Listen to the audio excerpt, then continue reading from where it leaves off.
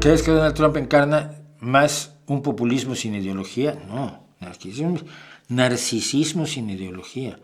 Va más allá del populismo, es un nivel de demagogia, porque el populismo es decirle a la gente lo que quiere oír.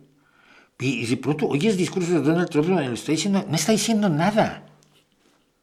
Se pone a hablar de que si tú tienes un bote eléctrico y se empieza a hundir y entonces ahí tienes las pilas que te van a electrocutar cuando toquen el agua y allí vienen unos tiburones y entonces tú tienes que decir electrocutarte o tirarte a los tiburones. No, pues con los tiburones la muerte es más rápido. Es un mitin político y tú lo estás oyendo y dices, alguien me puso LSD en el café, porque no es posible que este hombre esté, y de ese tipo de cosas habla de todo y se inventa cosas y dice cualquier cosa. Ayer llegamos a un ridículo que yo verdaderamente me dejó impresionado que ocurriera. Hay de los más arrastrados de Fox News, está una señora que se llama Megyn Kelly.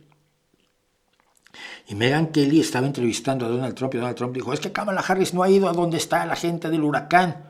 Y de pronto esta mujer, que te digo, es absolutamente despreciable, no tiene ninguna decencia. Le dijo, no, es que Kamala Harris acaba de estar allí 3 horas. She shouldn't be there anyway. She should be, I would say, North Carolina is bad, is so bad. And she was there today for 3 hours, I believe, Kamala Harris.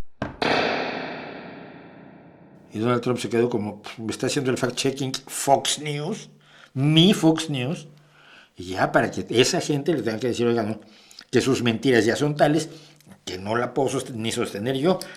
Como si yo vengo con la camiseta de Rush, usted me dice, usted trae una camiseta de los Beatles. Y le diría yo, pues mire, no, tengo una, pero esta es de Rush. No puedo aguantar esa mentira por mucho que se las quiera llevar.